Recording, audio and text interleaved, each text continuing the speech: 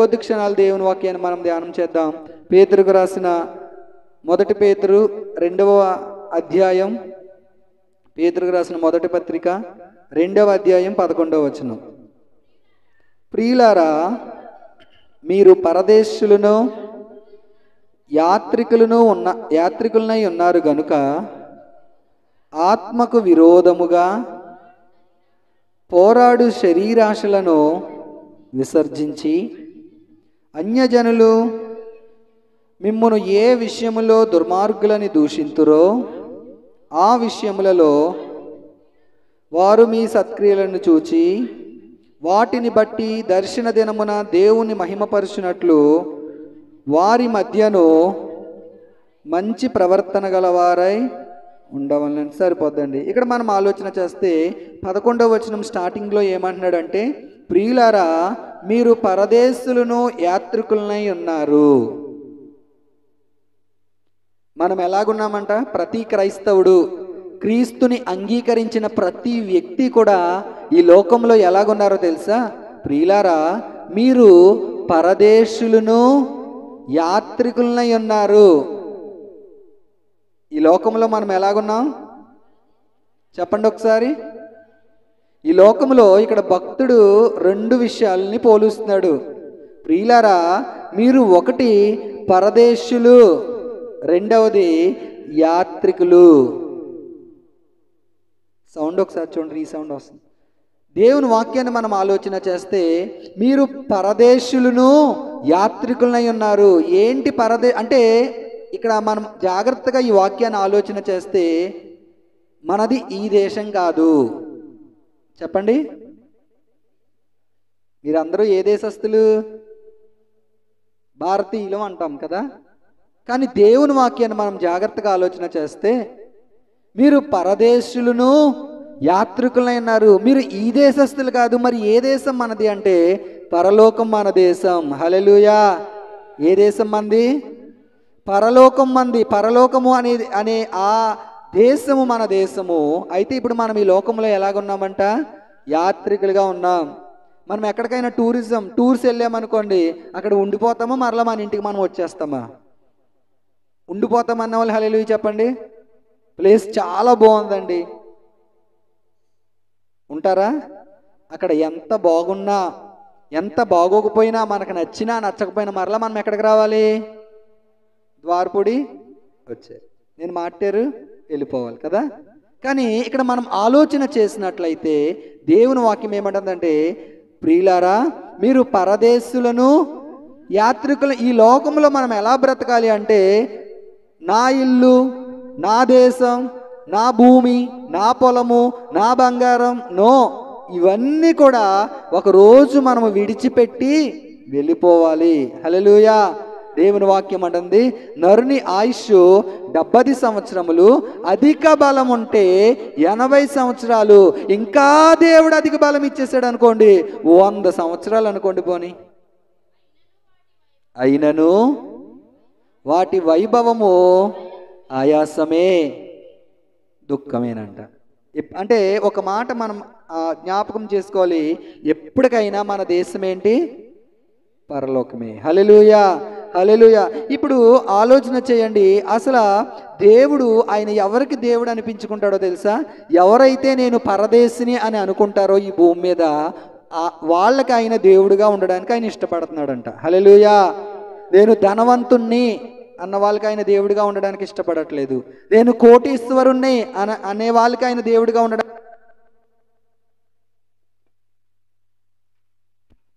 ఏ వ్యక్తి అయితే నేను పరదేశిని అని అనుకుంటారో వాళ్ళకి ఆయన దేవుడిగా ఉండడానికి ఇష్టపడుతున్నాడు. హల్లెలూయా. చూడండి, హెబ్రీయులకు రాసిన పత్రిక 11వ అధ్యాయము 6వ వచనాన్ని మనం జాగ్రత్తగా చూస్తే, విశ్వాసము లేకుండా దేవునికి ఇష్టలయ్యుండుట అసాధ్యము. క్షమించండి, హెబ్రీ 11:16. వారు మరి శ్రేష్టమైన దేశమును అనగా పరలోక సంబంధమైన దేశమును కోరుచున్నారు. అందుచేత తాను వారి దేవుడునని అనిపించుకొనుటకు దేవుడు వారిని గూర్చి సిగ్గుపడడు. హల్లెలూయా. ఈ పై వచనాలన్నీ మనకు చూస్తే అక్కడ ఎవరు కనబడతారు? విశ్వాస వీరులు మనకు కనబడతారు కదా అధ్యాయంలో. మీరు ఇంటికి వెళ్ళాక చదవండి, ఎవరు విశ్వాసాన్ని బట్టి ఏ కార్యాలు చేశారో, ఎవరు ఏ భక్తుని విశ్వాసాన్ని బట్టి ఎలాంటి కార్యాలు వారి జీవితంలో జరిగినాయో అక్కడ ఒక పెద్ద లిస్ట్ ఉంటుంది. ఆది కాండం నుంచి అప్పటి వరకు ఉన్న భక్తులందరి లిస్టు అక్కడ మనకు చాలా మంది భక్తులు కనబడతారు. అయితే ఇక్కడ దేవుని వాక్యాన్ని మనం ఆలోచన చేస్తే ఏమన్నాడంటే, వారు మరి శ్రేష్టమైన దేశమును అనగా పరలోక సంబంధమైన దేశమును కోరుచున్నారు. అందుచేత ఇప్పుడు ఇక్కడ ఉన్న ఈ భక్తులందరూ ఏం కోరుతున్నారంట చెప్పండి. హెబ్రీ పత్రికలో 11వ అధ్యాయం 1 నుంచి ఉన్న ఈ భక్తులందరూ, ఈ వచనం వరకు ఉన్న భక్తులందరూ కూడా ఏం కోరుకుంటున్నారు? మరి శ్రేష్టమైన ఆ దేశాన్ని వాళ్ళు కోరుకుంటున్నారు. ఏ దేశాన్ని? పరలోకాన్ని. ఇప్పుడు దేవుడు ఏమంటున్నాడంటే, వాళ్ళందరూ ఆ దేశాన్ని కోరుకున్నారు కాబట్టి నేను వారి దేవుడను అని అనిపించుకోవడానికి నేను సిగ్గుపడట్లేదు. హల్లెలూయా. అంటే దేవుడు ఏం చేస్తున్నాడో తెలుసా? నేను రాము దేవుణ్ణి, నేను పలానా సహోదరి దేవుణ్ణి, నేను పలానా సహోదరుని దేవుణ్ణి అని అనిపించుకోవడానికి మన విషయంలో ఆయన సిగ్గుపడకుండా ఉండాలి అంటే మనం ఎలా బ్రతకాలి? ఈ లోకంలో మనము పరదేశులుగా బ్రతకాలి. హల్లెలూయా. నా మాటలు అర్థమవుతున్నాయండి? ఫేస్లు ఎలా పెట్టారంటే ఏం చెప్తున్నారో ఇంగ్లీష్లోనో హిందీలోనో మాట్లాడుతున్నారు అన్నట్లుగా పెట్టారు. కొంచెం నవ్వండి. హల్లెలూయా. సీరియస్గా ఇది లెసన్ కాదు కదా, వాక్యం కదా. ఎంజాయ్ చేస్తూ వినాలి దేవుని వాక్యంలో. దేవుని వాక్యం అంటుంది కదా, ఆనందించుడి, మరలా చెప్తును ప్రభువునందు ఆనందించుడి. మొన్న మీరందరూ స్త్రీల కొడుక్కి ఎక్కడికి సామర్లకోట వెళ్ళినప్పుడు ఆటోలో వీడియోలు తీసి పెట్టారు కదా, చక్కగా ఎంత ఎంజాయ్ చేస్తున్నారో. అప్పుడు నాకు ఆ వీడియోస్ అన్నీ చూస్తున్నప్పుడు నాకు ఈ మాట గుర్తొచ్చి వెంటనే నేను ఏం చేశానంటే ఆ వాక్యాన్ని రెఫరెన్స్ పెట్టాను అందులో. హల్లెలూయా. దేవుని సన్నిధిలో మనం ఎలా ఉండాలంటే ఆనందించే, లోకస్తులు సినిమా హాల్లో ఆనందిస్తారు, లోకస్తులు వివిధ కార్యకలాపాల్లో ఆనందిస్తారు, కానీ మనం ఎక్కడ ఆనందించాలంటే దేవుని సన్నిధిలో మనం ఆనందించే వారంగా ఉండాలి. హల్లెలూయా. ఈ ఆనందము దేవుని సన్నిధిలో తప్ప మరి ఇంకెక్కడా కూడా దొరకదు. హల్లెలూయా. అయితే ఇప్పుడు ఇక్కడ మనం ఆలోచన చేసినట్లయితే దేవుడు ఎవరు గూర్చి సిగ్గుపడడంట? ఎవరైతే నేను పరదేశిని, నా దేశం ఇది కాదు, నాకు దేవుడు వేరొక దేశాన్ని సిద్ధపరిచాడు, నేను ఇక్కడ వాడిని కాదు, నేను ఎక్కడి నుంచి వచ్చానో మరలా నేను అక్కడికి వెళ్ళిపోవడానికి ఇష్టపడుతున్నాను అని ఎవరైతే తన హృదయంలో నేను పరదేశిని అని అనుకుంటారో వాళ్ళకి ఆయన దేవుడిగా ఉండడానికి ఇష్టపడుతున్నాడు. హల్లెలూయా. హల్లెలూయా. అర్థమవుతుందండి? నా మాట అర్థమవుతుందా? చెప్పండి. ఇప్పుడు నేను పరదేశిని అని చెప్పండి. మీ పక్క వాళ్ళతో చెప్పండి, నీవు పరదేశివి అని చెప్పండి. చెప్పాలి, ఇటు ఉన్న వాళ్ళతో అటు ఉన్న వాళ్ళతో, ప్రతి ఒక్కళ్ళు. హల్లెలూయా. హల్లెలూయా. ఎవరైతే ఈ మాటను తమను తాము ఇలా అనుకుంటారో, నేను పరదేశిని అని అనుకుంటారో, ఈ లోకములో ఉన్న వాటి మీద వెంపర్లు పడరు, ఈ లోకములో ఉన్న వాటి కొరకు జీవించరు. దేని కొరకు జీవిస్తారో తెలుసా? నా దేశం నేను వెళ్ళిపోవాలి, నా యాత్రను ముగించి నా తండ్రి దగ్గరికి నేను వెళ్ళిపోవాలి, నిత్యరాజ్యంలో నేను ఉండాలి, యుగ యుగాలు తరతరాలు నా దేవునితో నేను ఉండాలి అని ఆశ కలిగి ఉంటారు వాళ్ళు. హల్లెలూయా. హల్లెలూయా. ఈ లోకంలో ఏమి సంపాదించుకుందామా, ఈ లోకంలో ఏమి కూడగట్టుకుందామా, ఈ లోకంలో ఇంకా మనం ఎలా బ్రతుకుదామా, ఇలాంటి ఆశ ఉండదు. ఏ ఆశ కలిగి ఉంటారో తెలుసా? నా దేవుని కొరకు నేను ఎలా బ్రతకాలి, నా దేవుని కొరకు నేను ఏమి చెయ్యాలి, నా దేవుని కొరకు ఎలా రోషంగా నేను బ్రతకాలి, ఈ ఆశ కలిగి ఉంటారు. హల్లెలూయా. ఎవరు కలిగి ఉంటారు ఈ ఆశలు? ఎవరైతే నేను పరదేశిని అని అనుకుంటారో వాళ్ళు ఈ ఆశని కలిగి ఉంటారు. హల్లెలూయా. హల్లెలూయా. బైబిల్ గ్రంథంలో పరదేశి అని పేరు పెట్టుకున్నాడు ఒక ఆయన. ఏం పేరు పెట్టుకున్నాడు? అలా నాన్నగారు ఆయనకి ఏం పేరు పెట్టారంటే పరదేశి అని పేరు పెట్టారు. ఎవరు ఆ వ్యక్తి? మోషే కుమారుడు. మన పిల్లలకు మనం ఏం పేర్లు పెడతాం? నిక్కి, జిక్కి, టింకు, పింకీ కదా. వాళ్ళ కుక్కలో మనుషులో పేర్లకి మనకి తెలీదు. మా చుట్టాల అబ్బాయిలు ముగ్గురు ఉండేవారు. ఇద్దరు అన్నదమ్ముల పేర్లు నిక్కి, జిక్కి, ఇంకొక అబ్బాయి పేరు పింకీ. నిజమే, ఇప్పుడు ఉన్నారు వాళ్ళు, నాకన్నా చిన్నవాళ్ళే. మా నాన్నగారు అనేవారు, ఒరే ఈ కుక్కల పేర్ల మనుషుల పేర్లని నవ్వుతాకి జోక్ చేసేవారు అన్నమాట. చాలాసార్లు మన పిల్లలకు పేర్లు పెట్టే విషయంలో కూడా మనం చాలా జాగ్రత్తగా ఉండాలి. ఆ పేరు ద్వారా వాళ్ళు ఆశీర్వదించబడాలి. ఆ పేరు వాళ్ళకి ఆశీర్వాదకరంగా ఉండాలి. విన్న వాళ్ళకి పలికే వాళ్ళకి కూడా ఆశీర్వాదకరంగా ఉండాలి. హల్లెలూయా, హల్లెలూయా. అందుకే మేము మా బాబుకి ఏమని పేరు పెట్టాం? జాయ్. నిక్ నేమ్ కూడా జాయ్ అని పెట్టాం. జాయ్ అంటే సంతోషం, ఆనందం. హల్లెలూయా, హల్లెలూయా. శ్రేయస్ జోయల్. జోయల్ అంటే యెహోవాయే దేవుడు. నా వైపున్న అనేక మంది అన్య జనాంగానికి వాడు యెహోవాయే దేవుడు అని ప్రకటించాలనే ఆ ఉద్దేశంతో వాడికి జోయల్ అనే పేరు పెట్టడం జరిగింది. అయితే ఇక్కడ మనం ఆలోచన చేస్తే ఈ పరదేశి అని పేరు పెట్టారంట మోషే తన కుమారుడికి. ఏం పేరో తెలుసా? చూడండి, నిర్గమకాండము 2వ అధ్యాయము 22వ వచనాన్ని మనం చదివితే, ఆమె ఒక కుమారుణ్ణి కనినప్పుడు మోషే, నేను అన్య దేశములో పరదేశినై ఉంటిననుకొని వానికి గెర్షోము అను పేరు పెట్టెను. గెర్షోము దగ్గర 1వ నెంబర్ ఉందా? ఫుట్ నోట్స్లో ఏముందో చూడండి, పరదేశి. గెర్షోము అంటే అర్థం ఏంటి? పరదేశి. హల్లెలూయా, హల్లెలూయా. మోషే జీవితాన్ని మనం ఆలోచన చేస్తే మోషే చనిపోవలసిన వ్యక్తి. మోషే ఎలాంటి వ్యక్తి? మోషే పుట్టక ముందు రాజు ఒక శాసనాన్ని పెట్టాడు. ఏమని అంటే, ఎవరైతే మగపిల్లలు జన్మిస్తారో వాళ్ళందరినీ కూడా ఆ పురుట్లో ఉండగానే వాళ్ళని హతమార్చేయండి, సంహరించండి. కానీ మోషే మీద దేవుని ప్రణాళిక ఉంది కాబట్టి మోషే 3 నెలలు దాయబడ్డాడు. అక్కడి నుంచి మరలా జమ్ముపేటలో పెట్టి ఆ నైలు నదిలో వదిలేసినప్పుడు ఆ ఫరో యొక్క కుమార్తెలు స్నానం చేస్తుంటే ఎవరి దృష్టిలో పడ్డాడు? మరలా మోషే అందముగా సుందరుడై ఉండుట చూచంట ఆ ఫరో కుమార్తె ఏం చేసిందో తెలుసా? ఆ బాలుణ్ణి ఎత్తుకొని తీసుకెళ్ళిపోయి నా కొరకు ఇతన్ని పెంచండి అని చెప్పి అక్కడ ఉన్న వాళ్ళకి అప్పచెప్పినట్లుగా మనం చూస్తున్నాం కదా. వాక్యం మన అందరికీ తెలుసు. అయితే అక్కడ నుంచి మరలా మోషే జీవితము ప్రారంభాన్ని మనం చూస్తాం దేవుని వాక్యంలో. మోషే జీవితము ప్రారంభం అయ్యాక అక్కడ చూడండి, ఎన్నో వచనం అంటే 14వ వచనాన్ని మనం చదివితే, మోషే ఎదుగుతూ ఉన్నాడు. అప్పుడు అతడు అన్యాయం చేసిన వారిని చూచి, నీవేళ నీ పొరుగువాని కొట్టుచున్నావని అడుగగా, ఇక్కడ మనం ఆలోచన చేస్తే ముందు వచనాలను మనం చదివితే అక్కడ మోషే ఏం చేస్తాడంటే ఒక వ్యక్తిని కొట్టి చంపి ఇసుకలో పాతి పెట్టేస్తాడు. ఈ విషయం ఎవ్వరికీ తెలియదు అనుకున్నాడు. తర్వాత కొన్ని రోజుల తర్వాత ఒక 2 సహోదరులు దెబ్బలాడుకుంటుంటే మోషే వెళ్ళి తప్పు, అలా దెబ్బలాడుకోకూడదు అంటుంటే అందులో ఒకడు ఏమంటాడో తెలుసా? ఇప్పుడు చదవండి ఈ వచనం.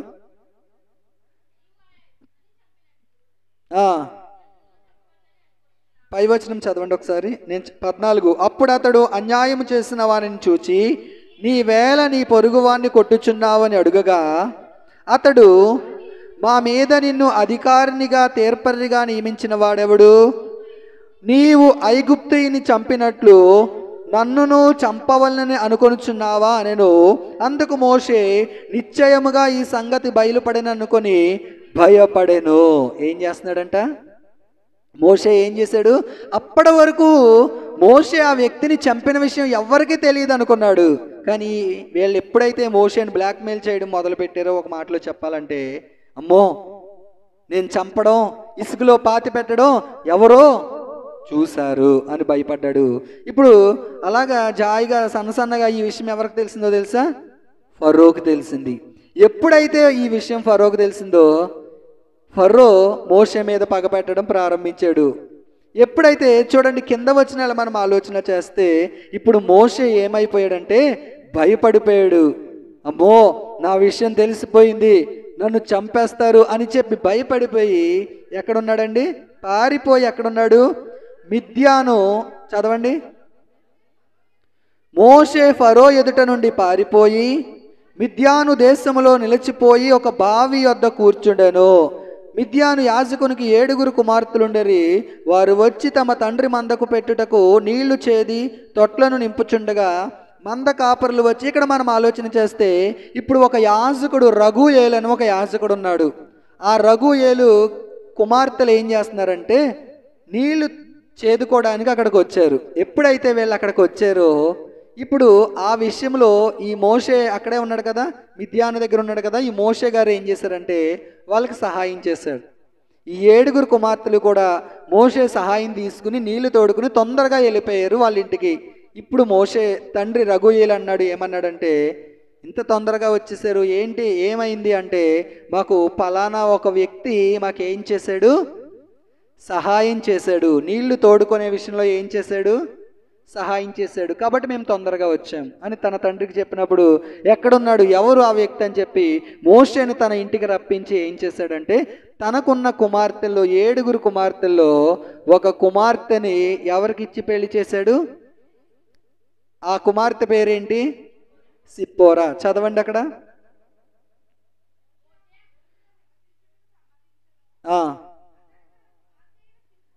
అతడు ఎన్నో వచనమండి, అది 21వ వచనం. అతడు తన కుమార్తె అయిన సిప్పోరాను మోషేకిచ్చెను.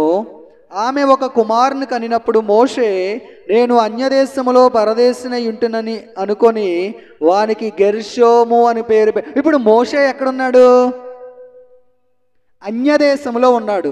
మోషే ఎక్కడున్నాడు, అన్యల మధ్యలో ఉన్నాడు. అయితే ఇప్పుడు ఆ మోషే తన కుమారునికి ఏమని పేరు పెట్టాడో తెలుసా, నేను అన్యదేశంలో ఉన్నప్పటికీ కూడా నేను ఎవరిని, పరదేశిని.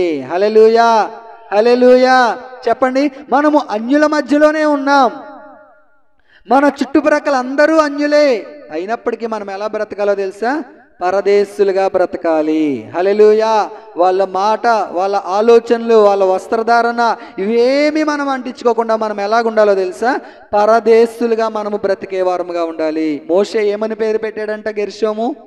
తన కుమారునికి గెర్షోము అని పేరు పెట్టాడు. గెర్షోము అంటే అర్థం ఏంటి, పరదేశి. హల్లెలూయా, హల్లెలూయా. ఇప్పుడు ఇక్కడ మనం ఆలోచన చేస్తే గనక చూడండి, ఎవరు పరదేశులుగా ఉంటారు, పరదేశులుగా ఉండే వారి జీవితంలో ఉండే 4 అనుభవాలు నేను మీ ముందు ఉంచి నేను వాక్య ధ్యానాన్ని ముగిస్తాను. చూడండి, మొదటిది కీర్తనల గ్రంథం 119వ అధ్యాయం 19వ చరణాన్ని మనం ఆలోచన చేస్తే 119వ సంకీర్తన 19వ చరణం. నేను భూమి మీద పరదేశినై ఉన్నాను, నీ ఆజ్ఞలను నాకు మరుగు చేయకము. దావీదు ఏమంటున్నాడో చూడండి, ప్రభువా నేను భూమి మీద ఎలాగున్నాను, పరదేశినై ఉన్నాను, నీ ఆజ్ఞలు నాకు ఏం చేయొద్దు, మరుగు చేయొద్దు. పరదేశిలో ఉండే మొదటి లక్షణం, ఏ వ్యక్తి అయితే పరదేశిగా ఉండాలనుకుంటున్నాడో ఆ వ్యక్తిలో ఉండే మొదటి లక్షణం ఏంటో తెలుసా, దేవుని ఆజ్ఞలకు లోబడతాడు. హల్లెలూయా. చెప్పండి, పరదేశిగా ఉండేవాళ్ళు నేను పరదేశిని అనుకుంటే సరిపోదు. ఎలాగుండాలి అంటే పరదేశులుగా ఉండే వాళ్ళలో ఉండే మొట్టమొదటి లక్షణం ఏంటి అంటే వాళ్ళు దేవుని ఆజ్ఞలకి, అంటే ఒక మాటలో చెప్పాలంటే దేవుని వాక్యానికి లోబడతారు. దేవుని వాక్యము ద్వారా వాళ్ళు జీవించబడతారు. దేవుని వాక్యము ద్వారా దేవుడు మనతో మాట్లాడుతున్నప్పుడు వారి జీవితాలను వారు ఏం చేసుకుంటారో తెలుసా, సరి చేసుకుంటా ఉంటారు. తిరుగుబాటు స్వభావం వాళ్ళలో ఉండదు. దేవుని వాక్యాన్ని మనం జాగ్రత్తగా చూస్తే మొట్టమొదటిది దావీదు ఏమన్నాడు తెలుసా, నేను పరదేశినై ఉన్నాను, నీ ఆజ్ఞలను నాకు మరుగు చేయకము. హల్లెలూయా. చూడండి, ఎవరైతే దేవుని వాక్యానికి లోబడతారో, ఎవరైతే ఆయన ఆజ్ఞలకి లోబడతారో, హెబ్రీయులకు రాసిన పత్రిక 12వ అధ్యాయము 2వ వచనాన్ని మనం ఆలోచన చేస్తే, మనము కూడా ప్రతి భారమును సులువుగా చిక్కులు పెట్టు పాపమును విడిచిపెట్టి విశ్వాసమునకు కర్తయు దానిని కొనసాగించువాడైన యేసు వైపు చూచుచు తన ఎదుట ఉంచబడిన పందెములో ఓపికతో పరిగెత్తెదము. హల్లెలూయా, హల్లెలూయా. చూడండి, ఏ వ్యక్తి అయితే వాక్యానికి దేవుని ఆజ్ఞకి లోబడతారో వాళ్ళు తమ ఎదుట ఉంచబడిన పందెపు రంగంలో ఎలా పరిగెడతారంట? ఓపికతో పరిగెడతారు. హల్లెలూయా, హల్లెలూయా. చాలాసార్లు అనుకుంటారు క్రైస్తవ జీవితం అనేది చాలా ఆనందంగా ఉంటుంది, చాలా సంతోషంగా ఉంటుంది, అన్ని ఆశీర్వాదాలే ఉంటాయి అని అనుకుంటారు చాలామంది. కానీ క్రైస్తవ జీవితం అనేది ఒక ముళ్ళబాట. ఎన్నో శ్రమలు వస్తాయి, ఎన్నో నిందలు వస్తాయి, ఎన్నో అవమానాలు వస్తాయి, ఎన్నో కష్ట నష్టాలు ఎదురవుతాయి. వీటన్నిటిలో కూడా మనం ఎలాగుండాలో తెలుసా? ఓపికతో పరిగెత్తే వారముగా ఉండాలి. హల్లెలూయా. ఎలా పరిగెత్తాలి? ఆత్మీయ జీవితంలో ఎలా పరిగెత్తాలి? దేవుని ఆజ్ఞల్ని మనం పట్టుకొని, దేవుని వాక్యాన్ని మనం పట్టుకొని మన ఆత్మీయ జీవితంలో, మన ఆత్మీయ యాత్రలో ఎలా పరిగెత్తాలో తెలుసా? ఓపికతో మనం పరిగెత్తే వారంగా ఉండాలి. ఈరోజు క్రైస్తవులకు తక్కువైపోయింది ఏంటి అంటే ఓపిక.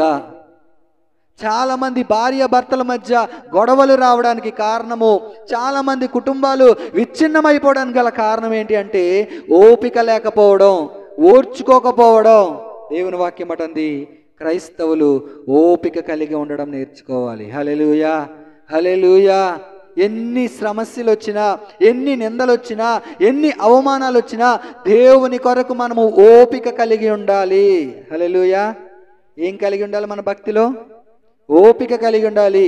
ఎవరైతే చూడండి ఇక్కడ మనం ఆలోచన చేస్తే ఆయన ఆజ్ఞల్ని వెంబడించేవారు, ఆయన వాక్యానుసారం బ్రతికేవారు ఎలాగుంటారు అంటే ఓపిక కలిగి ఉంటారు. హల్లెలూయా. పరదేశికి చాలా పరిస్థితులు ఎదురవుతాయి. చూడండి, పూర్వం నేను దేవుణ్ణి నమ్ముకున్న కొత్తలో ఒక సినిమా చూసా. ఏం సినిమా అంటే అది మన క్రైస్తవ సినిమానే. అంటే యాత్రికుని ప్రయాణం బుక్ ఉంటుంది కదా, ఆ పుస్తకాన్ని సినిమా రూపంలో తీశారు. అది చూసినప్పుడు అందులో యాత్రికుడు ఎలా ఉంటాడంటే, పరదేశీ యాత్రికుడు ఎలా ఉంటాడంటే తనకున్న భారాలన్నీ మోయలేక మోసుకుంటూ, చూడండి ఎవరికైనా దొరికితే చదవండి, యాత్రికుని ప్రయాణము అనే పుస్తకం చదివితే మన జీవితంలో ఉన్న ఎన్నో అనుభవాలు అందులో కనిపిస్తూ ఉంటాయి. తనకున్న ప్రయాణంలో, తనకున్న యాత్రలో తనకున్న భారాలన్నీ మోయలేక ఆ భారమంతా మోసుకుంటూ వెళ్తూ ఉంటాడు. మన జీవితంలో కూడా చాలాసార్లు మనం కొన్నిసార్లు అనుకుంటాం, నేను ఈ జీవితాన్ని జీవించలేకపోతున్నాను, నాకున్న ఈ శ్రమల్ని నేను భరించలేకపోతున్నాను, నాకున్న ఈ పరిస్థితులు నేను ఎదుర్కోలేకపోతున్నాను అని అనుకుంటాం. కానీ దేవుని వాక్యం అంటుంది కొన్ని దినాలు, కొన్ని క్షణాలు, కొంత సమయం మనం ఏం కలిగి ఉండాలో తెలుసా? ఓపిక కలిగి ఉండాలి. త్వరలో మన దేశం మనం వెళ్ళిపోబోతున్నాం. హల్లెలూయా. ఎంతమందికి ఉంది నిరీక్షణ? త్వరలో మన దేశం ఇది కాదు, మన దేశానికి మనం వెళ్ళిపోబోతున్నాం త్వరలో. అక్కడ దేవుని రాజ్యంలో ఏముండదు? ఆకలి ఉండదు, దప్పిక ఉండదు, ఈ కష్టాలు, బాధలు, శ్రమలు, ఇరుకులు, ఇబ్బందులు ఏమీ ఉండవు. యుగ యుగాలు ఆయన్ని ఆరాధించడమే, యుగ యుగాలు ఆయన్ని స్తుతించడమే. హల్లెలూయా, హల్లెలూయా. ఇక్కడ మనం ఆలోచన చేస్తే పరదేశికి చాలా పరిస్థితులు ఎదురైనప్పటికీ కూడా ఈ పరిస్థితులన్నిటిని ఎలా జయించాలి అంటే ఓపికతో మనము జయించేవారముగా ఉండాలి. హల్లెలూయా, హల్లెలూయా. చూడండి, ఎలాంటి పరిస్థితులు ఎదురైనప్పటికీ కూడా మనం ఏం చేయాలో తెలుసా? ఆయన ఆజ్ఞకి లోబడేవారముగా ఉండాలి. చూడండి, ద్వితీయోపదేశకాండము 30వ అధ్యాయము 10వ వచనాన్ని మనం ఆలోచన చేస్తే, ద్వితీయోపదేశకాండము 30వ అధ్యాయం 10వ వచనం.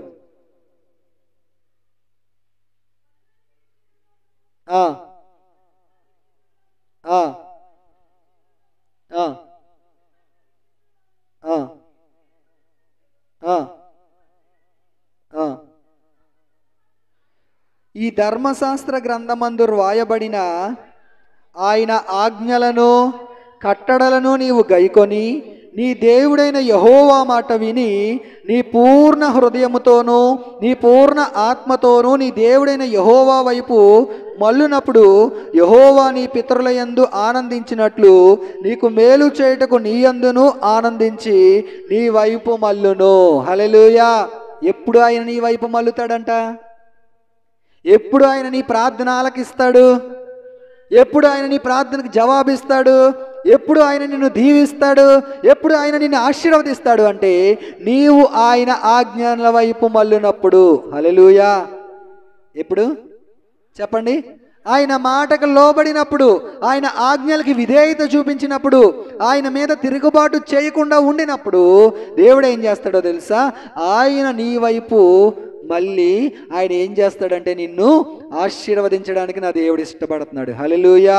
నీ ప్రార్థనకు జవాబు ఇవ్వడానికి నా దేవుడు ఇష్టపడుతున్నాడు. హల్లెలూయా. ఇక్కడ మనం ఆలోచన చేస్తే ఆయన ఆజ్ఞల వైపు మనం మళ్ళాలి. ఆయన వైపు మళ్ళడం అంటే అర్థం ఏంటి? ఆయన వైపు తిరగడం అంటే అర్థం ఏంటి అంటే ఆయన ఆజ్ఞల ప్రకారము మనము నడవడమే. చెప్పండి, ఆయన ఆజ్ఞల ప్రకారము మనము నడవడమే. ఒక వ్యక్తి ఉన్నాడు, బైబిల్ గ్రంథంలో ఒక వ్యక్తి ఉన్నాడు. ఆ వ్యక్తి ఏమంటున్నాడంటే దేవుడు ఆ వ్యక్తిని పిలుస్తున్నాడు. ఎవరు ఒకరోజు ఆ వ్యక్తి పడుకున్నప్పుడు దేవుడు అంటున్నాడు బాబు అని చెప్పి అతన్ని పిలుస్తున్నప్పుడు ఎవరు పిలుస్తున్నారో అర్థం కాలేదు. యాజకుడి దగ్గరికి వెళ్ళాడు. అయ్యా పాస్టర్ గారు, నన్ను ఎవరో పిలుస్తున్నారు అంటే అప్పుడు అతను ఏమన్నాడు తెలుసా? యాజకుడు, నీ దాసుడు ఆలకిస్తున్నాడు, సెలవివ్వండి అని చెప్పు. నువ్వు, దేవుడు నీతో మాట్లాడతాడు. ఎవరు ఆ వ్యక్తి? శామ్యూయేల్. దేవుడు అంటున్నాడు బాబు శామ్యూయేల్, బాబు శామ్యూయేల్ అని దేవుడు పిలుస్తుంటే, సమూయేలు సమూయేల్ అని దేవుడు పిలుస్తుంటే ఎవరు పిలుస్తున్నారో అర్థం కాక దైవజనుడి దగ్గరికి వెళ్ళి అయ్యా నన్ను ఎవరో పిలుస్తున్నారంటే దైవజనుడు అన్నాడు నీ దాసుడు ఆలకించుచున్నాడు, సెలవిమ్మని చెప్పు. చూడండి, 1 సమూయేలు 3వ అధ్యాయం 11వ వచనం నుంచి మనం ఆలోచన చేస్తే దాని పైది చదవండి. సమూయేలు అని పిలుస్తాడు. తరువాత యెహోవా ప్రత్యక్షమై సమూయేలు సమూయేలు అని పిలువగా సమూయేలు ఏమంటున్నాడంటండి? అయ్యా నీ దాసుడు ఆలకిస్తున్నాడు, చెప్పండి. దేవుడు పిలిచినప్పుడు, దేవుడి వాక్యం ద్వారా మనతో మాట్లాడుతున్నప్పుడు, దేవుడి వాక్యం ద్వారా మనల్ని సరిచేస్తున్నప్పుడు, దేవుడి వాక్యం ద్వారా మనల్ని చెక్కుతున్నప్పుడు మనం ఏం చేయాలంటే ఆయన మాటకు లోబడడానికి మనం ఇష్టపడాలి. ఈరోజు చాలామంది దేవుని సన్నిధికి వచ్చిన వారి జీవితాల్లో ఆశీర్వాదం రాకపోవడానికి గల కారణం ఏంటి అంటే వాక్యాన్ని ఈ చెవి నుంచి వింటున్నారు, ఈ చెవిలోంచి వదిలేస్తున్నారు. సేవకుడు ఎన్నిసార్లు గద్దించినా, దేవుని వాక్యం ద్వారా మనల్ని ఎన్నిసార్లు మనల్ని గద్దించినా, మనకు బుద్ధి చెప్పినా మన జీవితం ఏమైపోతుందంటే వింటున్నాం, విడిచిపెడుతున్నాం. కానీ దేవుని వాక్యం పడింది. ఇక్కడ సమూయేలుతో దేవుడు మాట్లాడుతున్నాడు. సమూయేలు ఏమన్నాడు తెలుసా? అయ్యా నీ దాసుడు ఆలకిస్తున్నాడు, సెలవివ్వండి, ఆజ్ఞ ఇవ్వండి. నీ దాసుడు వింటున్నాడు. మనము దేవుని సన్నిధికి వచ్చిన మనము దేవునితో ఆ విధముగా చెప్పగలుగుతున్నామా? దేవుని సన్నిధికి వచ్చిన మనము అయ్యా నీ వాక్య ప్రకారము బ్రతకడం నాకు నేర్పించండి, నీ వాక్య ప్రకారం జీవించడం నాకు నేర్పించండి అని మనము దేవునితో చెప్పగలుగుతున్నామా? ఆలోచన చేయండి. సమూయేలు అంటున్నాడు అయ్యా సెలవివ్వండి ప్రభువా, నువ్వు ఎలా చెప్తే నేను అలా చేస్తాను, నువ్వు ఎలా బ్రతకమంటే నేను అలా బ్రతుకుతాను, నువ్వు ఏ మాట చెప్తే నేను ఆ మాట ప్రకారం జీవిస్తాను అంటున్నాడు. మన జీవితంలో మనము దేవునితో ఆ మాట చెప్పగలుగుతున్నామా? సమూయేలు వలె. సమూయేలు అన్నాడు నీ ఆజ్ఞ ఇవ్వండి, నీ దాసుడు ఆలకించుచున్నాడు. హల్లెలూయా, హల్లెలూయా. చూడండి, ఇక్కడ మనం ఆలోచన చేస్తే కీర్తనల గ్రంథము 119వ సంకీర్తన 6వ చరణాన్ని మనం ఆలోచన చేస్తే నీ ఆజ్ఞలన్నిటినీ నేను లక్ష్యము చేయనప్పుడు ఏంటంట? భక్తుడు ఏమన్నాడో తెలుసా? ప్రభువా నీ ఆజ్ఞలను నేను లక్ష్యముంచితే నా జీవితంలో ఏం కలగదు? ఈరోజు కొన్నిసార్లు అవమానాలు మనకు ఎదురవ్వడానికి గల కారణం ఏంటో తెలుసా? ఈరోజు కొన్నిసార్లు నిందలు మనకు రావడానికి గల కారణం ఏంటో తెలుసా? ఈరోజు కొన్నిసార్లు అవమానాలు గుండా మన జీవితము వెళ్ళడానికి గల కారణం ఏంటి అంటే నువ్వు దేవుని ఆజ్ఞని లక్ష్యం ఉంచట్లేదు, నీవు దేవుని ఆజ్ఞను నిర్లక్ష్యం చేస్తున్నావు, నువ్వు దేవుని ఆజ్ఞను తిరస్కరిస్తున్నావు, నువ్వు దేవుని ఆజ్ఞను పక్కన పెట్టేస్తున్నావు. కాబట్టి నీ జీవితంలో ఏమొస్తుందో తెలుసా? అవమానాలు ఎదురవుతున్నాయి. నీ జీవితంలో ఏమొస్తున్నాయి తెలుసా? నిందలు ఎదురవుతున్నాయి. నీ జీవితంలో ఏమొస్తున్నాయి తెలుసా? శ్రమలు ఎదురవడానికి గల కారణం ఏంటో తెలుసా? దేవుని ఆజ్ఞలను నువ్వేం చేయట్లేదు? చెప్పండి ఒకసారి. దేవుని ఆజ్ఞలు ఏం చేయట్లేదు? లక్ష్యం ఉంచట్లేదు.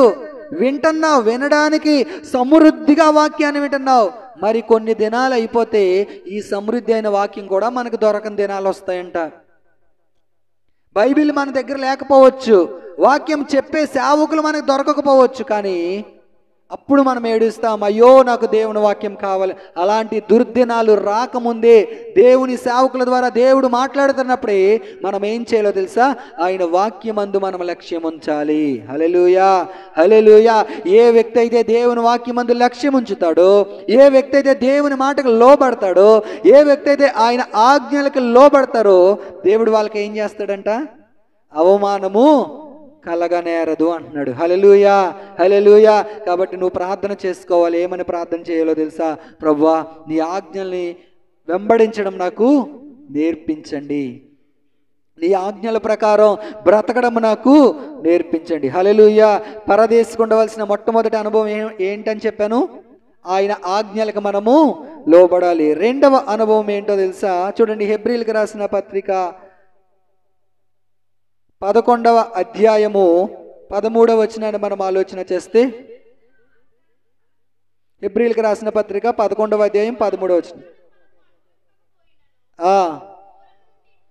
మీరందరూ ఆ వాగ్దాన ఫలమును అనుభవింపకపోయినను దూరము నుండి చూచి వందనము చేసి తాము భూమి మీద పరదేశులమును యాత్రికులమై ఉన్నామని ఒప్పుకొని విశ్వాసము గలవారై మృతి నొందిరి. హల్లెలూయా, హల్లెలూయా. వాళ్ళందరూ ఏం చేశారంట? ఆ వాగ్దాన ఫలము అనుభవించకపోయినా దూరము నుండి, ఎక్కడి నుంచి? దూరము నుండి నిలవబడి ఏమంటున్నారంట? వాళ్ళు వందనము చేసి తాము భూమి మీద పరదేశులమును. చూడండి చూడండి చూడండి, ఎలాగున్నారంట, ఏమని ఒప్పుకుంటున్నారంట? ఈరోజు మన జీవితంలో ఒప్పుకోవాల్సిన విషయం ఏంటో తెలుసా? నేను పరదేశిని అని ఒప్పుకోవాలి మనము, నేను యాత్రికుడని అని ఒప్పుకోవాలి. అలా ఎలా ఒప్పుకుంటామండి? ఒప్పుకోగలమా? ఒప్పుకోగలమా మనము? వాళ్ళందరూ ఏం చేస్తున్నారంట? మేము పరదేశులము, మేము యాత్రికులమని ఒప్పుకుంటున్నారంట. రెండవ అనుభవం ఏంటి? పరదేశికి ఉండే రెండవ అనుభవం ఏంటో తెలుసా? మేము పరదేశులము, యాత్రికులము అని ఒప్పుకోవాలి. ఎప్పుడు మనము లోకాశలను మనం జయించగలుగుతామో తెలుసా? ఎప్పుడు లోకములో ఉన్న వ్యసనాల్ని మనం జయించగలుగుతాం? ఎప్పుడు సినిమాల్ని జయించగలుగుతాం? ఎప్పుడు సీరియల్ని జయించగలుగుతారు? ఎప్పుడు అబద్ధాల్ని జయించగలుగుతాము అంటే, నేను పరదేశిని అని మనల్ని మనం ఒప్పుకున్నప్పుడు వీటన్నిటినీ మనం జయించగలుగుతాం. హల్లెలూయా, హల్లెలూయా. అర్థమైందా నా మాట? అర్థమైందండి? ఎప్పుడు మనం ఒప్పుకుంటాం అంటే, ఎప్పుడు మనం జయించగలుగుతామంటే, మనం ఈ లోకంలో పరదేశులము అని మనం ఒప్పుకోవాలి. చూడండి, మన ఇల్లు ఉంది, మన ఇంటి పక్కన ఇంకా ఇల్లులు ఉంటాయి. ఏది మన ఇల్లు అని చెప్పుకుంటాం? మనం ఏ ఇంట్లో ఉంటే అదే మన ఇల్లు అని చెప్పుకుంటాం. లేదా మనము ఎక్కడ ఇల్లు కట్టుకుంటే అదే మన ఇల్లు అని చెప్పుకుంటాం. పక్కింట్లోకి వెళ్ళి ఇది మన ఇల్లు అని చెప్పుకుంటే వాళ్ళు ఊరుకుంటారా? ఊరుకోరా? ఎందుకు ఊరుకోరు? అది ఆలీలు కాబట్టి. ఈ లోకంలో మన ఇంటిలో మనం ఉండి ఇది మన ఇల్లు అని చెప్తే మనం అది మనదవుతుంది కదా. అలాగే అంటే మనం ఒప్పుకుంటున్నాం, ఇది మన ఇల్లు అని ఒప్పుకుంటున్నాము, మన ఇల్లుని మన ఇల్లు అని ఒప్పుకుంటున్నాం. అలాగే ఈ లోకంలో మనం ఏం ఒప్పుకోవాలి అంటే, మనము పరదేశులమని మనం ఒప్పుకున్నాం అనుకోండి, అన్నీ మనం జయించగలుగుతాం. అలా కాకుండా చాలామంది ఎలాగుంటారంటే, క్రైస్తవుల్లో క్రైస్తవుల్లాగా, అన్యుల్లో అన్యుల్లాగా కదా. చాలామంది యవనస్తులు లేదంటే చాలామంది స్త్రీలు మందిరంలో మంచిగా పాటలు, మందిరంలో మంచిగా ఆరాధన, మందిరంలో మంచిగా ఊగుతా ఆరాధన చేస్తారు. ఇంటికి వెళ్ళగానే మరలా సీరియల్ టైం అయిపోగానే ఎక్కడ కూర్చుంటారు? టీవీ దగ్గర రిమోట్ పట్టుకుని, అమ్మో ఈ సీరియల్ అయిపోతుంది, అమ్మో ఆ సీరియల్ అయిపోతుంది, అమ్మో ఆ సినిమా అయిపోతుంది. No no no no. దేవుని వాక్యం అంటుంది, మనము పరదేశులమని, యాత్రికులమని మనం ఏం చేయాలి? ఒప్పుకోవాలి. నువ్వు నిజంగా నేను క్రైస్తవుణ్ణి, నేను పరదేశిని అని నువ్వు ఒప్పుకుంటే నీ చెయ్యి ఎక్కడికి వెళ్దు? రిమోట్కి దగ్గరికి వెళ్దు. టీవీ చూడడం తప్పని నేను చెప్పట్లేదే, రిమోట్ నొక్కడం తప్పని నేను చెప్పట్లేదు. కానీ దేనికోసం మనం రిమోట్ నొక్కుతున్నామో దానికోసం నేను మాట్లాడుతున్నాను. సీరియల్ కోసం, సినిమాల కోసం నో. దేవుని వాక్యం అంటుంది, మీరు సీరియల్ చూడాలి అని మీకు అనిపించింది అనుకోండి, లేదంటే సినిమాల్ని జయించలేకపోతున్నారు అనుకోండి, లేదా కొంతమంది మగవాళ్ళు రహస్యంగా స్మోక్ చేయడం, డ్రింక్ చేయడం, వీటన్నిటినీ జయించలేకపోతున్నారు అనుకోండి, మీరు ఏమనుకోవాలో తెలుసా? నేను పరదేశిని అని అనుకోవాలి. హల్లెలూయా. ఎవరైతే నేను పరదేశిని అని అనుకుంటారో, ఎవరైతే నేను యాత్రికుణ్ణి అని అనుకుంటారో, వీటన్నిటినీ జయించగలుగుతారు. హల్లెలూయా. రెండవ అనుభవం ఏంటని చెప్పాను? నేను మొట్టమొదటి అనుభవం ఏంటి? ఆయన ఆజ్ఞలకి లోబడాలి. రెండవ అనుభవం ఏంటి? నేను పరదేశిని అని ఏం చేయాలి? ఒప్పుకోవాలి. హల్లెలూయా. చాలామంది ఏమంటారంటే పుడతారు, చనిపోతారు, మరలా పుడతారు అనుకుంటారు కదా. చాలామంది లోకంలో ఉన్న అన్యులు ఏమంటారు? ఎన్ని జన్మలంట? 7. నరునికి ఎన్ని జన్మలు? 7 జన్మలా? నిజంగా మనిషికి 7 జన్మలే కనుక ఉంటే, చనిపోయిన వాళ్ళు అందరూ మరలా పుట్టేస్తే ఇంక ఈ భూమి మీద ఎవరికి నచ్చిన పాపాలు చేస్తారన్నమాట. ఎందుకు? నరకం ఉండదు, పరలోకం ఇలాంటివి ఏమీ లేవనుకోండి, ఏం చేస్తారు? చనిపోతారు, మరలా పుడతారు, వాళ్ళకి నచ్చిన విధంగా జీవిస్తారు, మళ్ళీ చనిపోతారు, మళ్ళీ పుడతారు. నో, దేవుని వాక్యం అంటుంది నరుని ఆయువు కాదు, నరుని ఆత్మ యెహోవా పెట్టిన దీపము. ఇది మరలా ఏమైపోవాలి? దానిని దయచేసిన ఆయన దగ్గరికి ఇది వెళ్ళిపోవాలి. ఇప్పుడు ఈ లోకములో నిన్ను దేవుడి లోకానికి పంపించాడు కదా, నీ ఆత్మను ఒక వ్యక్తిలో ఈ బాడీలో పెట్టి ఈ లోకానికి పంపించాడు కదా. ఇప్పుడు ఈ శరీరంతో నువ్వు ఏం చేస్తున్నావో, ఈ శరీరంతో నువ్వు ఎలా బ్రతుకుతున్నావో, ఈ శరీరాన్ని బట్టి నువ్వు ఎలా జీవిస్తున్నావో, దీన్ని బట్టి ఇప్పుడు అక్కడ మనకి ఏముంటుంది? తీర్పు ఉంటుంది. దేవుని దగ్గర ఆయన ధవల సింహాసనం ఎదుట మనం నిలబడినప్పుడు దేవుడు ప్రతి ఒక్కరికి కూడా ఒక పుస్తకం ఉంటుందన్నమాట. ఈ పుస్తకాన్ని దేవుడు తిరగేస్తాడు. నువ్వు బాప్తిసం తీసుకున్నావు, ప్రభువుని నమ్ముకోకరితో నీ జీవితం ఇలాగుంది. నువ్వు బాప్తిసం తీసుకున్నాక నా దగ్గరికి వచ్చాక నువ్వు ఇలాగుంది. నువ్వు ఎంతకాలం నా కొరకు బ్రతికావు, నువ్వు ఏం చేసావు నా కొరకు, ఎంతమందికి నువ్వు సువార్త చెప్పావు, ఎంతమందిని మందిరానికి నడిపించావు, ఎంతసేపు నువ్వు ప్రార్థన చేసావు, ఎంత సమయాన్ని నువ్వు నాకు ఖర్చు పెట్టావు అని మన పుస్తకాన్ని దేవుడు తిరగేసినప్పుడు ఆ పుస్తకంలో ఏముంటాయో ఆలోచన చేయండి ఒకసారి. ఎవ్వరికి తెలియదండి నీ పుస్తకంలో ఏముంటాయో. నాకు తెలుసా? మీ పుస్తకంలో ఏముంటుందో పాస్టర్ గారికి తెలుసా? పాస్టర్ గారికి తెలుసా? మీ పక్కోళ్ళకి తెలుసా? నో. ఎవరికి తెలుసా? ఇద్దరికి తెలుసు. 1 దేవునికి, 2 మనకి. హల్లెలూయా, హల్లెలూయా. కాబట్టి దేవుని వాక్యం అంటుంది మనము పరదేశులమని ఒప్పుకోవాలి. పరదేశులమును యాత్రికులమని మనం ఏం చేయాలి? ఒప్పుకోవాలి. 3వ అనుభవం ఏంటో నేను చెప్తాను చూడండి. 1 పేతురుకు రాసిన పత్రిక 1వ అధ్యాయము 17వ వచనాన్ని మనం చదివితే, పక్షపాతము లేకుండా క్రియలను బట్టి ప్రతి వానిని తీర్పు తీర్చువాడు తండ్రి అని మీరు ఆయనకు ప్రార్థన చేయుచున్నారు గనుక మీరు పరదేశులై ఉన్నంత కాలము భయముతో గడుపుడి. ఎప్పుడు భయంతో గడపాలంట?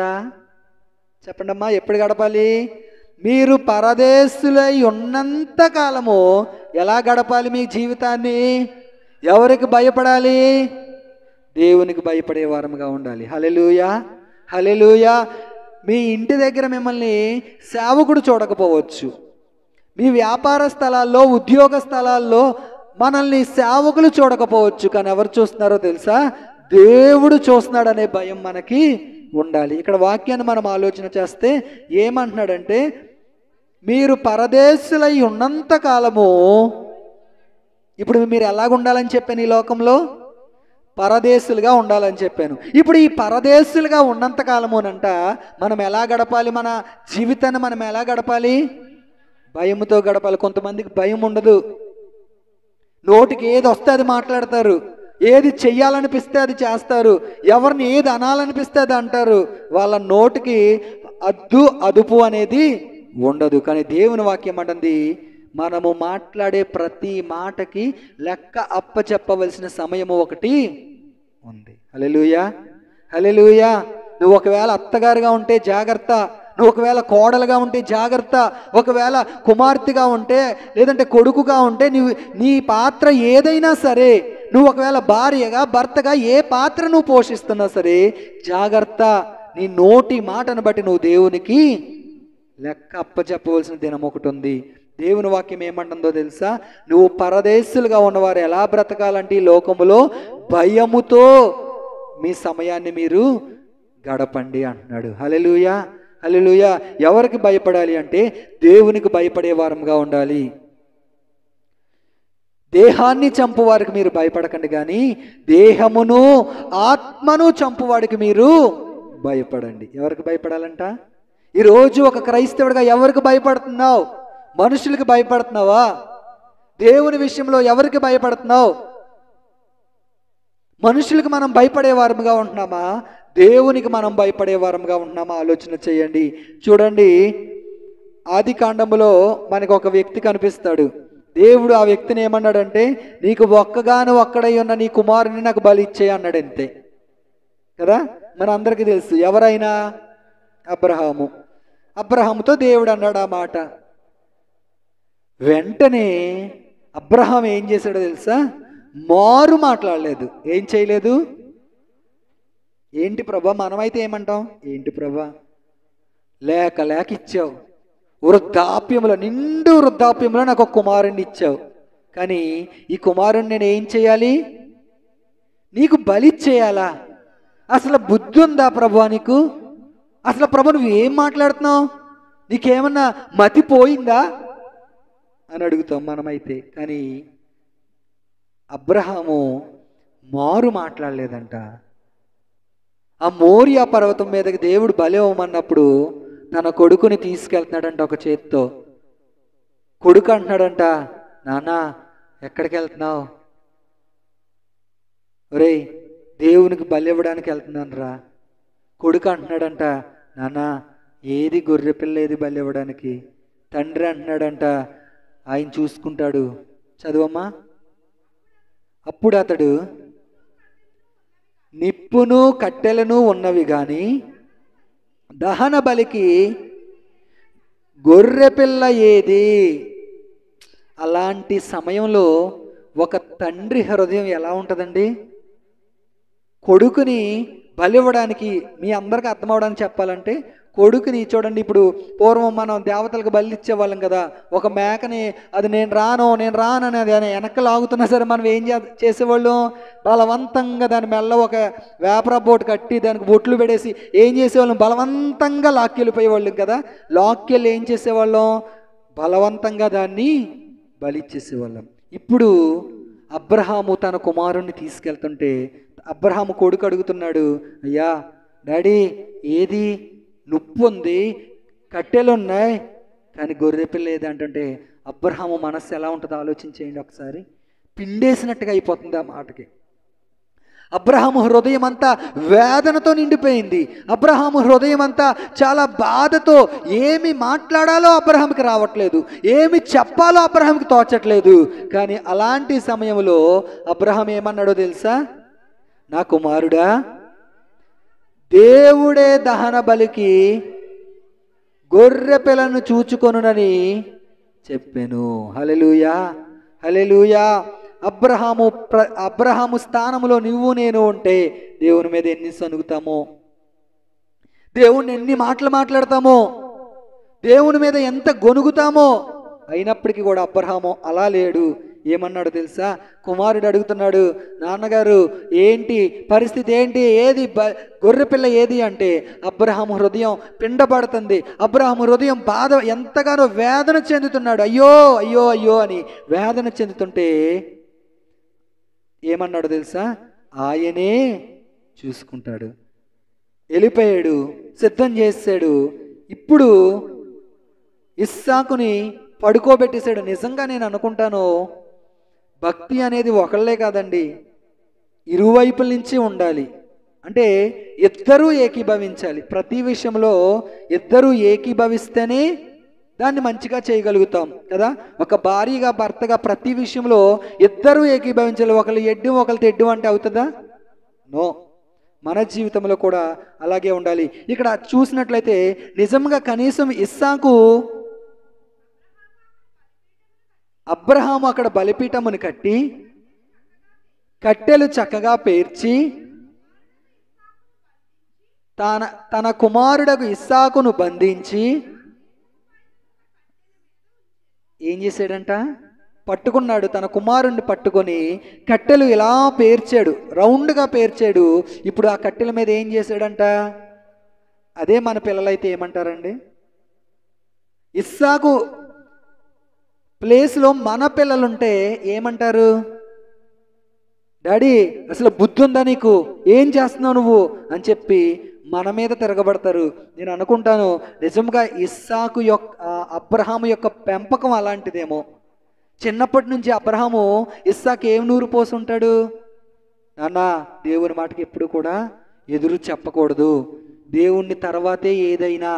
మన పిల్లలకు మనం ఏం నేర్పాలో తెలుసా? అలాంటి విషయాలు మన పిల్లలకు మనం నేర్పాలి.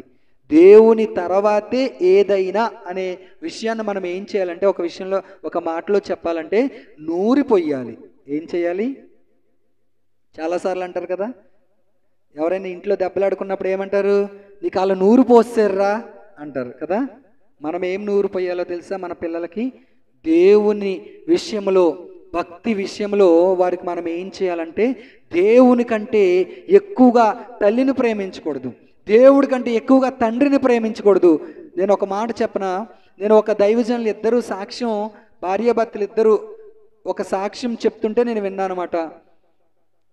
ఆ ఇద్దరు భార్యాభర్తలునంట వాళ్ళ చాలా లేని పరిస్థితిలో, వాళ్ళు అన్యులుగా ఉన్నారు.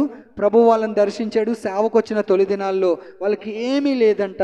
అలాంటి లేని పరిస్థితుల్లో వాళ్ళిద్దరూ కూర్చుని ఏం మాట్లాడుకునేవారో తెలుసా? ఆ సేవకుడు మంచి దైవజనుడు. కొన్ని రోజులు కుటుంబాన్ని విడిచిపెట్టి ఒక కొండెక్కి కొన్ని రోజులు దేవునితో ఏకాంతంగా గడిపేవాడంట. ఇద్దరు భార్యాభర్తలు ఏమనుకునేవారు తెలుసా? ఇదిగో దేవుని కంటే నువ్వు నన్ను ఎక్కువగా ప్రేమించకూడదు, దేవుడి తర్వాతే నేనని భార్య అనేదంట.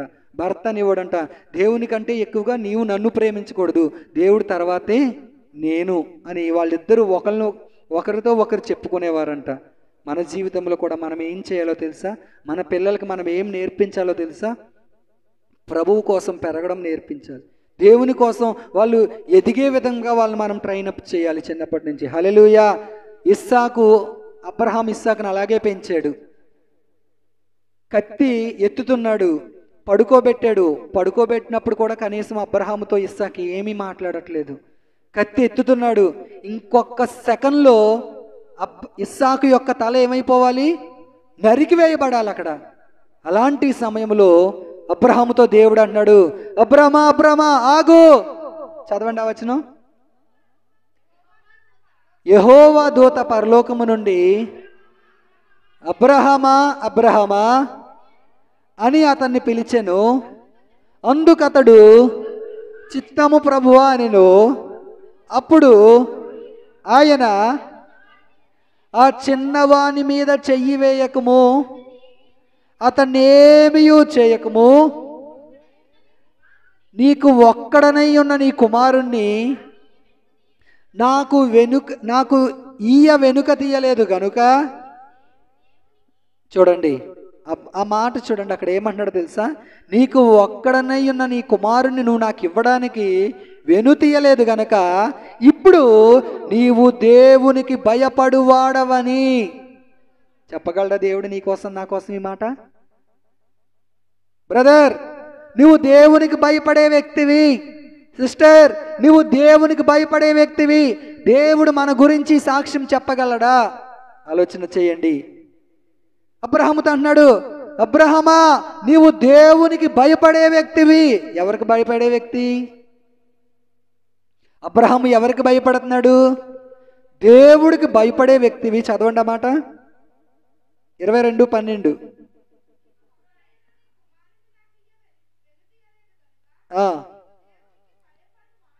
నీవు దేవునికి భయపడువాడవని ఇందువలన నాకు కనబడుచున్నదనెను. హల్లెలూయా. ఎందువలన కనబడుతుంది? అబ్రహాము చేసిన పనిని బట్టి కనబడుతుంది. ఈరోజు మనం దేవునికి భయపడుతున్నామో భయపడట్లేదో దేన్ని బట్టి కనబడుతుంది? మన జీవితాన్ని బట్టి కనబడుతుంది. హల్లెలూయా. చదవండి, చెప్పండి, ఎలా కనబడుతుంది? మనము జీవించే జీవితాన్ని బట్టి మనం దేవునికి భయపడుతున్నామా, మనుషులకు భయపడుతున్నామా? మనం దేవునికి లోబడుతున్నామా, మనుషులకు లోబడుతున్నామా? దేవుని వాక్యానికి లోబడుతున్నామా, లోబడట్లేదా? దేన్ని బట్టి మనకు కనిపిస్తుంది? మనము జీవించే జీవితాన్ని బట్టి, మన ప్రవర్తన బట్టి, మన మాట బట్టి మనం ఎవరికి భయపడుతున్నామో కనిపిస్తుంది. హల్లెలూయా. ఇప్పుడు అబ్రహాముతో దేవుడు అన్నాడు, ఎందును బట్టి అంటే దేవునికి ఇచ్చే విషయంలో అబ్రహాము వెనుతీయలేదు. తన ఏకైక కుమారుడు ఒక్కడే ఆయన మనమైతే ఏమనుకుంటామంటే, ప్రభా లేక ఇచ్చావు, ఎందుకు అడుగుతున్నావు నువ్వు, నేను ఇవ్వలేను ప్రభు అని చెప్పేస్తాం మనం కదా. కానీ అబ్రహాముతో అన్నాడు, నీవు నాకు ఇవ్వడానికి వెనుతీయలేదు కాబట్టి ఇందును బట్టి నీవు నాకు భయపడేవాడు అని. పరదేశులు ఎవరికి భయపడతారంట చెప్పాలి? పరదేశులు ఎవరికి భయపడతారు?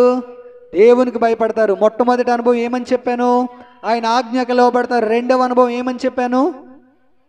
పరదేశులు ఎలాగుంటారు? మేము పరదేశులమని ఒప్పుకుంటారు. మూడవ అనుభవం ఏంటి? దేవునికి భయపడేవారు. హల్లెలూయా, హల్లెలూయా. చూడండి, మనము దీవించబడాలి అంటే దేవునికి భయపడాలి. హల్లెలూయా. మన ప్రార్థనకు జవాబు రావాలి అంటే దేవునికి భయపడాలి. మనం ఆశీర్వదించబడాలి అంటే దేవునికి భయపడాలి. మన స్థితిగతులు మారాలి అంటే దేవునికి మనం భయపడేవారముగా ఉండాలి. హల్లెలూయా, హల్లెలూయా. మన పరిస్థితులు మారాలి, మన స్థితిగతులు మారాలి, మన జీవితము మారాలి. ఎప్పుడు అదే జీవితము, ఎప్పుడు అదే బ్రతుకు, ఎప్పుడు అదే జీవితము ఇలా ఉండకూడదు. కానీ మన పరిస్థితులు మారాలి అంటే మనం ఎవరికి భయపడాలి? దేవునికి భయపడాలి. అబ్రహాము స్థితిగతులు మారని ఎందుకో తెలుసా? అబ్రహాము ఎలాంటి వ్యక్తి?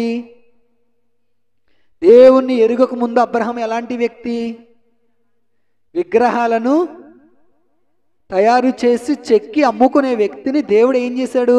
తన కడుపులోంచి రాజులని దేవుడు తీసుకొచ్చాడు. ఎందుకు తీసుకొచ్చాడు రాజుల్ని?